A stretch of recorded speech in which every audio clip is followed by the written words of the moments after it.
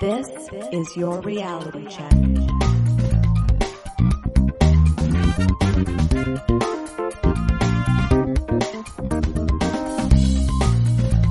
Hi everyone, and welcome to The Reality Check, the weekly Canadian show that explores a wide range of controversies and curiosities using science and critical thinking. This is the show for October 10th, 2018, and I'm your host, Darren McKee. With me, as usual, are Adam Gardner. What's up, cuboids? Christina Roach. Hey everyone. And producer Pat. Hi, checkers. We have a great show for you today. Christina is going to explore the legalization of marijuana in Canada, and I'm going to give you a little book review on the big picture. Cool. But first, Adam, is Justin Trudeau, our Prime Minister, actually Fidel Castro's son? Good question, Darren. Don't act surprised, Cristina. You suggested this segment. Dios mío. Is Canadian Prime Minister Justin Trudeau actually the son of the former Cuban president, communist dictator, Fidel Castro, and not the son of former Canadian Prime Minister Pierre Elliott Trudeau? The rumor is actually fairly old. It first surfaced nearly 2 years ago following Fidel Castro's death in November 2016. At the time, Justin Trudeau made positive comments about the former Cuban leader, saying, and I quote, "Fidel Castro was a larger-than-life leader who served his people for almost half a century. A legendary revolutionary and orator, Mr. Castro made significant improvements to the education and healthcare of his island nation. While a controversial figure, both Mr. Castro's supporters and detractors recognize his tremendous dedication and love for the Cuban people, who had a deep and lasting affection for El Comandante. Canada and Cuba have not had the same relationship as Cuba and the US have, as the two countries have generally gotten along pretty well, and their respective leaders, Fidel Castro and Pierre Elliott Trudeau, were amicable at the time. This paves the way for this idea. The conspiracy theory is fairly simple.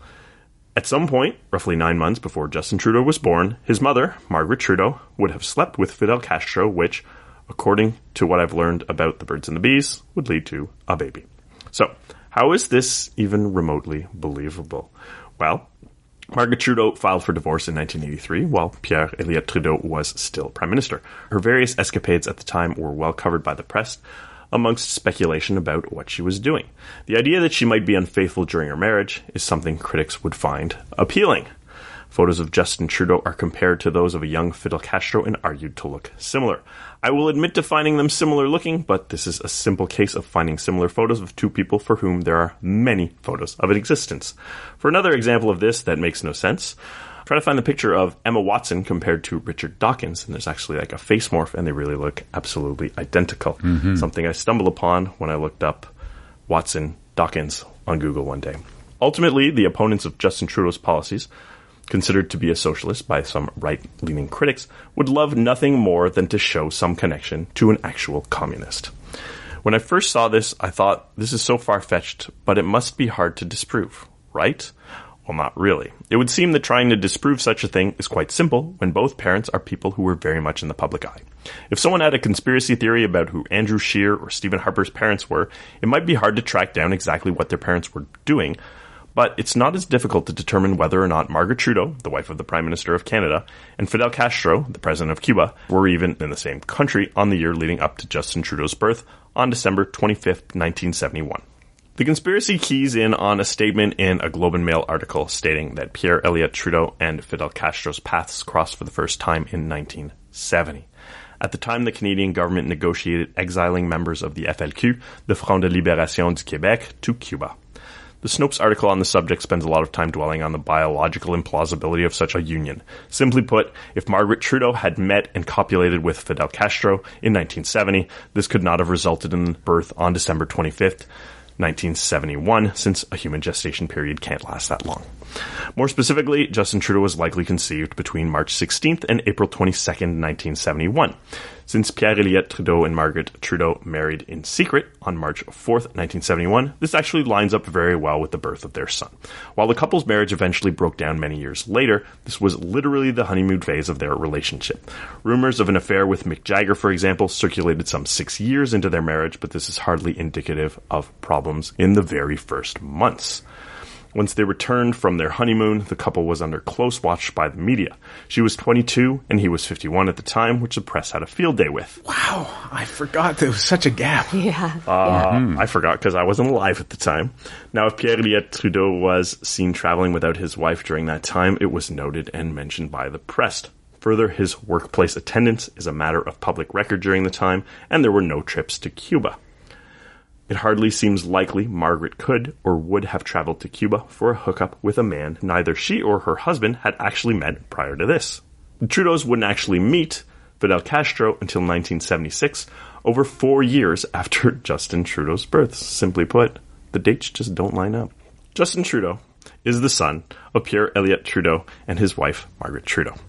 The two wed secretly on March 4th, 1971, and Justin was born just 10 months later on December 25th of the same year. The dates add up well for this, and they won't do the same for Margaret and Fidel Castro, who first met years later in 1976.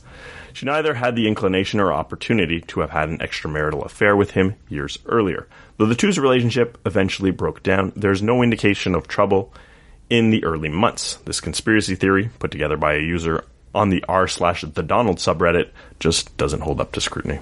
Typical for a lot of these conspiracy theories. Well, you know, they were trying to prove the conspiracy, not disprove it, I think. Of course. What's going on.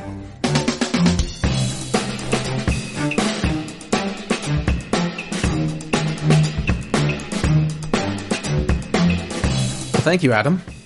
And our good old Prime Minister, who we believe is the actual son of Pierre-Elliott Trudeau, has led the revolution to legalize marijuana. Cristina, what are some facts and myths about that? Well, many of you, at least in Canada, are aware that on October 17th, Bill C-45, also known as the Cannabis Act, comes into effect legalizing recreational use of cannabis nationwide. Now, the bill, which was passed in our Senate and received royal assent in June, creates a legal framework for controlling the production, distribution, sale, and possession of cannabis across our country. Now, this will make Canada only the second country worldwide, after Uruguay, to legalize recreational cannabis. As if you guys needed another reason to love Canada. So, side note, I was a bit surprised to learn this, so I wanted to double check the stat because I thought Portugal had done the same thing. Mm-hmm. But although Portugal decriminalized the use of all drugs in 2001, that's weed, cocaine, heroin, recreational use of cannabis is actually still forbidden by law. In fact, several countries have decriminalized pot, and a couple of countries, Georgia and South Africa, have ruled it legal for possession and consumption, but not for sale.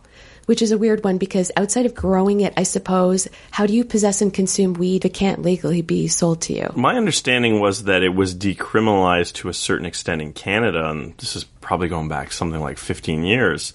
And there was a bit of a big deal at the time, but then sort of after it happened, it kind of seemed like, well, no, it's kind of business as usual, and it was still legal. So I don't know if you planned on talking about that at all, but no, that was a bit of confusion for me. But to my understanding, today it's still illegal, even though maybe you wouldn't get jail time for having it or something like that. Right? I think that there's a difference between legalization and tolerance. Yeah, right. Quite.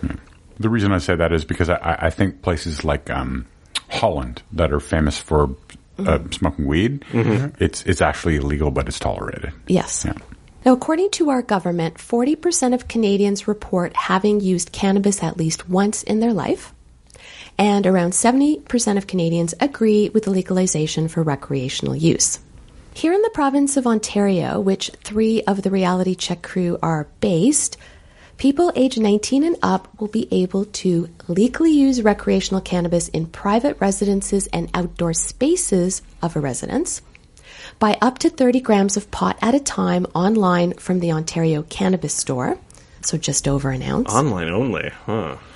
Possess up to 30 grams of dried marijuana, and grow up to 4 cannabis plants per residence for personal use. So with legalization just around the corner, I wanted to look at some of the myths and misinformation that's swirling around the legislation of pot, as well as a couple of general long-held misconceptions. I'd just like to go on record as saying is 30 grams of pot is a lot of pot. That is a lot of pot. Yes. Yeah. So, you know what? That's actually useful because I don't smoke pot. How much would that be in terms of joints or something like that? So I'd say that probably varies widely depending on the person. But for a casual smoker, I think a good guess would be 2 to 3 joints per gram, so between 60 and 90. Unless you're Snoop Dogg, of course, yeah. So that's a lot. That does seem like a lot, given that I believe for many people, a less than 1 joint is enough to get them high. So with legalization around the corner, I wanted to look at some of the myths and misinformation swirling around the legislation of pot, as well as a couple of general long-held misconceptions. Now, I cite a few different sources, so please do check the show notes at the great, not just good, Adam website, trcpodcast.com. So website. Now, first up, the legal age to buy cannabis for recreational use will be the same nationwide. This is not correct. Every province has set the legal age to buy cannabis in line with the legal age for drinking and purchasing alcohol in that province. Now, the one exception is Manitoba. So I looked up its legal drinking and cannabis age, and even though it's 18 for alcohol, they set their cannabis age at 19. So the legal age in every province is 19, except Alberta and Quebec, where it's 18. And if you grew up in the Ottawa area, which borders the province of Quebec, it was a time-honored tradition to hit the little grocers or dépanneur in Quebec once you hit 18. Though the CAQ, the new government, which was recently elected provincially in Quebec, has plans to raise it to 21. We'll see if that happens. Oh, really? To 21, wow. Are you serious? That's what I heard. Those poor Ottawa frosh students can't cross the bridge anymore. So now, imagine the hilarity of a person from Quebec crossing over to Ontario to buy something because of the legal restrictions. Mon Dieu. Pretty funny. The next myth floating around, people will be able to smoke or vape cannabis in public spaces like cigarette smokers once cannabis is officially legalized. Now, this has been a big concern that a lot of parents and employers have raised, but this is actually not true. Even though I did read our new Ontario Premier is suggesting softening laws about drinking in public spaces like parks, cannabis won't be legal to consume recreationally in any public areas, just like alcohol currently isn't legal to consume in public places. So I looked up the penalty because I did read now cops will be able to give you tickets for this. And it's up to $1,000 for your first offense and up to $5,000 for your subsequent offense. That's pretty crazy. So that's a pretty serious fine. That's a big hit, one might say. Hey-o. All that said, a couple of weeks ago, the new Progressive Conservative government of Ontario said they will be loosening the rules established by the previous Liberal government and have proposed legislation to allow pot smoking wherever tobacco smoking is allowed in Ontario. Next, edibles will also be legalized and available October 17. So I wasn't aware until researching this topic, but edibles and oils won't be legalized until the summer of 2019. In fact, Bill C-45 stated that edibles and oil would remain illegal for the time being. But when the bill was amended, they suggested a legalization date. Okay, so the next one is perhaps not as cut and dry, but still a myth that needs addressing. When cannabis becomes legal in Canada, more people, especially youth, will use it.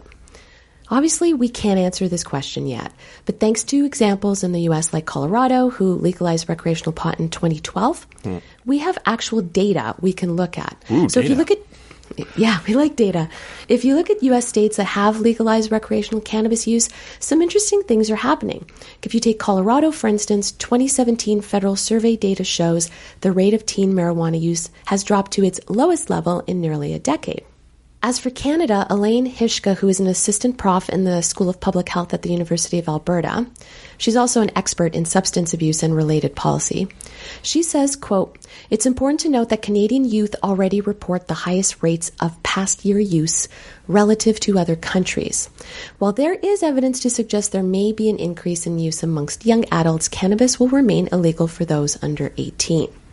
And she uses Washington State and Colorado as examples as well, stating that so far use among young people has remained relatively stable. She goes on to mention, quote, "Science shows that prohibition of psychoactive substances only worsens the harm of their use. From a public health perspective, legalization reduces the risk of harm because it opens the door to conversations and education about safer use.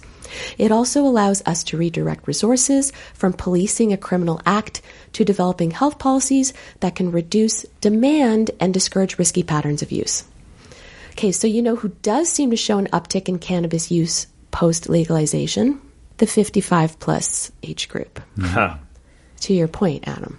Well, people who are sick and would be looking to it for its medicinal purposes, right? True. Yeah. Well, my understanding is that this is based on something Steven Pinker wrote. Not sure which book it was specifically, but basically, drug use follows the baby boomer generation. You know, people started doing drugs when they were young in the 60s and 70s, and the age group that does the most drugs has shifted as that group has become older. So my understanding is that older age group is the age group that is consuming the most drugs, and it would make sense that if it were legalized, they might do it more. It's another good point. Yeah. Alternatively, it's like, oh, well, I've never tried this.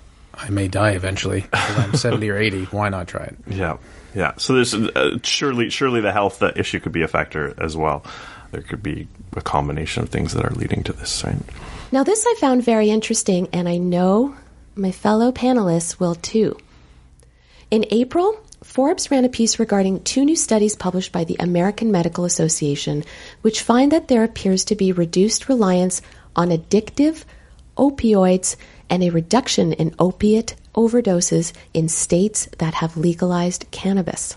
One research paper published in JAMA Internal Medicine concluded, medical cannabis laws are associated with significant reductions in opioid prescribing in the Medicare prescription drug benefit population. This finding was particularly strong in states that permit dispensaries and for reductions in hydrocodone and morphine prescriptions. Oh. A separate study published in the same publication concluded, quote, marijuana liberalization may serve as a component of a comprehensive package to tackle the opioid epidemic. Now, this would be a pretty important point considering the opiate crisis in North America. I mean, I'm certainly not an expert on it, but there is, I think, some data that suggests that cannabis is good at managing pain. And so to have other options, this certainly makes sense. If marijuana has a purely placebo effect for managing pain, it could still account for people using it to attempt to manage pain and not using opioids. Sure. Not to say the evidence isn't there. I think it's mixed. It's a good I don't point. make a strong statement. And about even it. like going on a less positive spin, if you're going to get addicted to something, why not get addicted to a thing that's more easily available? Now, there are a few other myths that I don't really have time to get into, but I wanted to address a couple quickly. One is that smoking cannabis is harmless.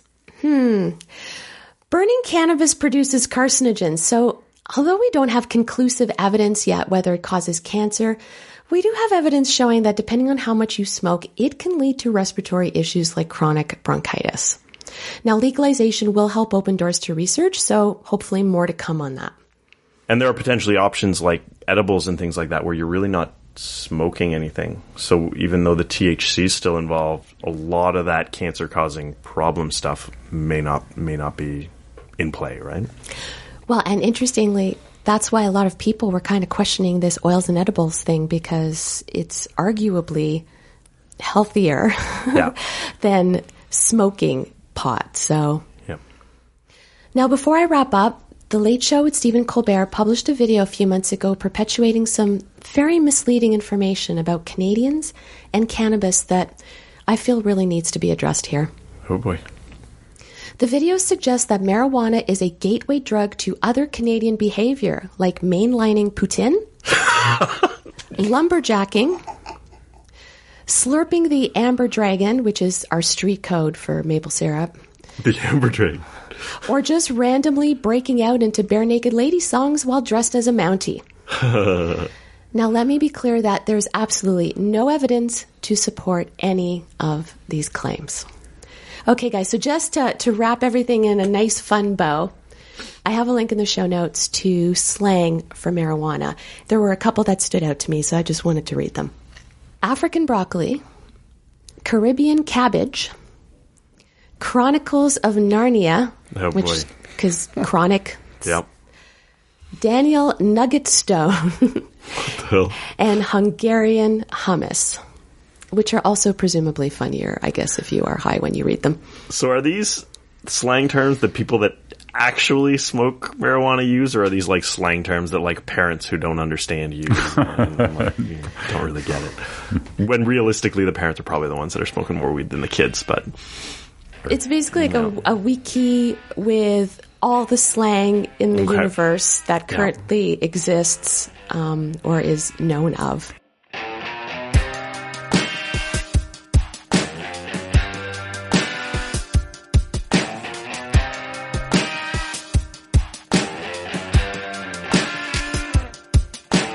Thanks, Cristina. That was a great overview. I certainly got high on information. Oh, tough crowd. Some people who like to smoke up and think deep thoughts about the nature of the universe. This segment's for you then, and for others too. Don't have to be exclusionary. It's been a while since I've done a little bit of a book review, so I'm going to do one now. The Big Picture on the Origins of Life, Meaning, and the Universe Itself by Sean Carroll is the book I'm going to look at. And I thought it was an excellent overview of a current understanding of the physics of the universe, how life might have begun, and the reasonableness of a naturalistic worldview, i.e. there are no supernatural forces. Carroll's strength are clear explanations of quantum field theory, entropy, time, and concise explorations of philosophical issues or deep questions. I'm wary of going too much into any of these, and especially entropy, too much because I'm not an expert by any means. But briefly, regarding entropy, the physics definition is a thermodynamic quality representing the unavailability of a system's thermal energy for conversion into mechanical work, often interpreted as the degree of disorder or randomness in the system. Clear, right? Now, many people don't like this definition, or at least the latter part of it.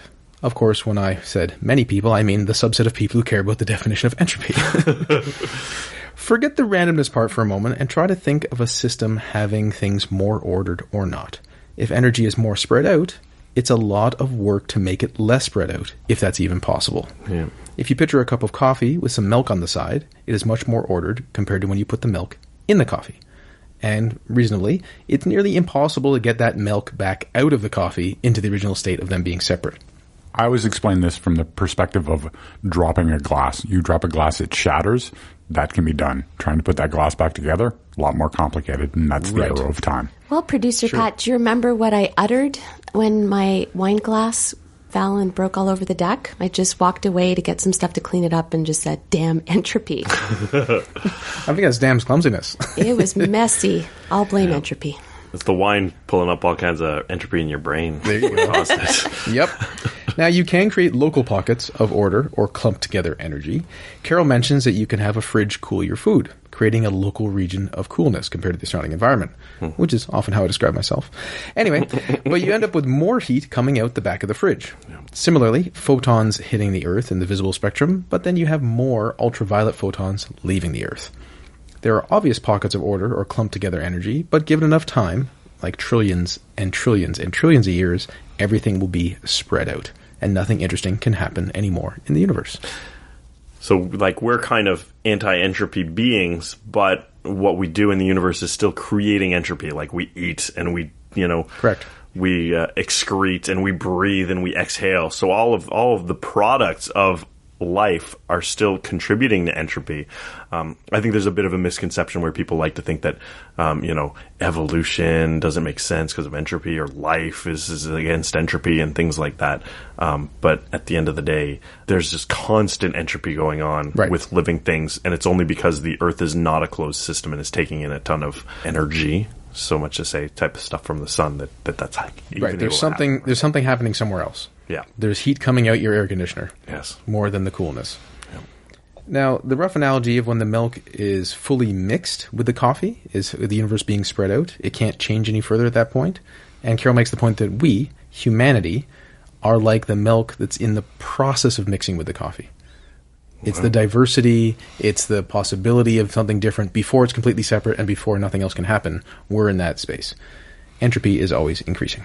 Cool. Now, on the philosophical issues point, instead of confused discussions about whether something has meaning, Carroll says that things don't matter to the universe, but they matter to us, and that's good enough. Something only has meaning if you find it meaningful. Sure. And he says it like that. And it's very straightforward, and it's nice and clear, because people often get bogged down in confusions of, well, does this have meaning? How do you get meaning? Well, do you find it meaningful? Good enough. Yeah. That's it.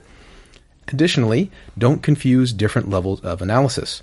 Yes, we are made of particles, but you cannot typically meaningfully answer questions about higher order emergent phenomena, like people with their hopes and their fears, by appealing to particles or cells. Yeah. This reminds me of Daniel Dennett's paper and book The Intentional Stance, where he describes different levels of analysis. For example, say you witness a boy blushing. Well, Dennett would say at the physical level, the physical stance, you'd see some particles and molecules move around. And that is what has happened. And that is also useless to anyone trying to understand why the boy might have blushed. Yeah. Then you sort of go up a level, so to speak, to the design level, which would, for him is at the biological level. So there's cells, tissues, organs, and that sort of thing. When the boy blushes, different cells and biological processes in his body have caused his blood vessels to dilate, which cause his cheeks to redden, which is still true and somewhat informative, but not really what you're looking for as a human at the so-called intentional level, which is the next level. And the explanation there is he just realized that he now thinks that she knows that he likes her. And that's the level that has meaning for a person. Now, it's not to say it has more or less than the other levels, and that higher level explanation is entirely dependent upon particles and molecules moving around, but it is not informative because we are higher order beings. You may be a collection of cells, about 1 trillion of them or so, and you may be made of particles and whatnot, but you can't quite find yourself in the particles. And then the next level I'd wonder about is what are the evolutionary pressures that led to blushing? Right. What is its purpose? Exactly. Quote unquote. Quote unquote is the key. Right. Exactly. Yeah. Quote unquote. There's just so many ways to look at anything. Right. And so for Carroll, this also links to issues of scientific realism, which I won't go into, but people often also, and when they're having their philosophical discussions, perhaps more will happen after October 17th in Canada, about what's real and what isn't real, man. Well, some things are real in a certain way, and some ways they're not. Some of the book, Carroll seems to say, what is real is quantum field theory, which is the fundamental description of the nature of the universe. Everything else is a convenient way of talking. And other people might say, well, it's real if you can use it as a meaningful concept in your life, and or it can be useful to make predictions. Yep. So you can ask, well, are mountains real? Is love real? Are your friends real? And again, I'm a big fan of Dennett, so I think of his stuff when he is mentioned in his previous works. Is money real? Well, it's paper, and everyone agrees. Well, before it went to just electronic, but let's pretend we still use physical paper for money. Everyone agrees it has value, therefore it does. Are the rules of baseball real? Well, they're real enough to have dramatic impacts on the world because people very much care about baseball or football or any other sport. And of course, it's the rules that make something interesting. Without rules, it wouldn't have any meaning. So I think people can get too concerned about what so-called is really real versus is something useful? Is it predictable? Does it have meaning to you in your life? Yeah, people like to discount like money not being real. But if you discount money as being real, almost all products of humans are not real. It's part of our sort of intersubjective reality.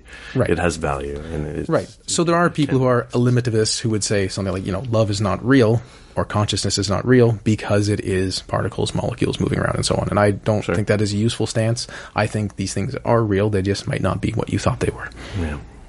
Now, Carroll also provides some interesting historical nuggets, such as a woman having an ongoing debate with Descartes at the time about the mind-body dualism Descartes proposed because she felt his proposal didn't explain how it would actually work. Descartes was the one who said, well, there's a mind and there's a body and these things are separate and they might communicate through the pineal gland. They didn't know what it was back then, the center of the brain, so to speak, and that's how it works. And she's like, yeah, but how does that actually work? It doesn't. How do you get something non-material to interact with something physical? And it was interesting because there aren't that many tidbits where a woman is debating a man who accepted the general belief, because at that time I think you had to accept there was some sort of soul, but at least was really trying to press him on the details. Like, but this doesn't make any sense. And it still doesn't. Thanks, Descartes, for the 400-year deviation of our learning. So I quite like this book. I thought it was a great overview. I think, especially if you haven't thought much about these things, this would be a great place to start, to be introduced to issues of naturalism. That said, his explorations of some philosophical or ethical or meta-ethical issues are not that deep, nor are the implications of the many worlds hypothesis, which he does believe in, apparently fervently. He just didn't really elaborate much on in this book. But he provides analysis and conclusions that align with the deeper explorations that I've done, so I think it's a helpful contribution. So it's not like this is a great place to finish, but I think it's a great place to start. And if you're curious about certain philosophical experiments, about the Chinese room or zombies or whatnot, I think he has a pretty good take on it. As such, I think it's probably best to see his confident conclusions as provisional and as a starting point for the interested reader.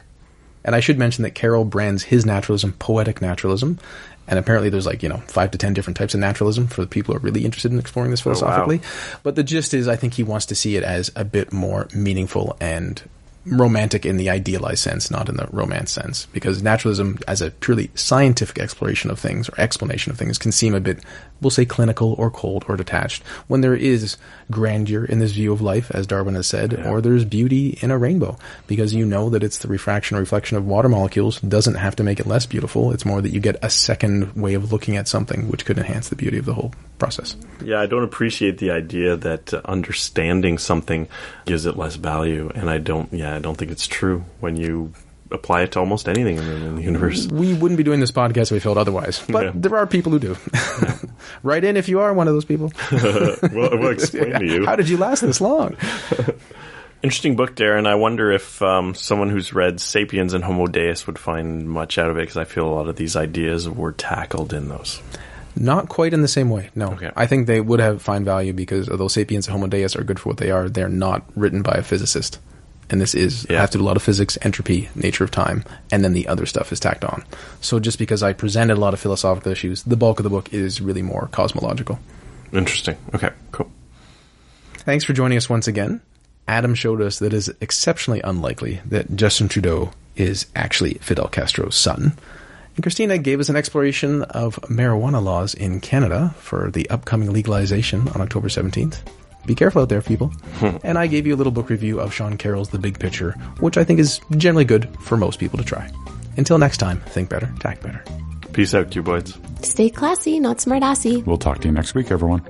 For show notes or to discuss this episode, visit our Facebook page and website at trcpodcast.com. For general inquiries or to send a topic or parody suggestion, email info@trcpodcast.com. Help support the show by leaving a review on iTunes and liking us on Facebook. Follow us on Twitter at TRC_podcast.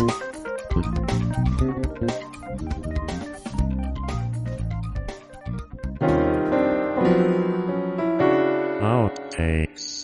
Here in the province of Ontario, which the Reality Check crew are all based, people aged 19 up... Myth. No, I think Adam might take exception to that. That's right. I know Toronto thinks of itself as the center of the universe, and so does Ontario, but that's a great point, Pat. Can you break that down either in number of joints or number of hits? Wow, you sound like a total nerd. Maybe start with the joint and just stick with the joint. Pipes of marijuana. And also, if you're using a bong compared to a joint versus an edible... That was precious. So ask the question again. How many bags of Cheetos? Outtakes nerd. Precious. If I have an apple, do I need a large apple to make it into a bong? All right, okay.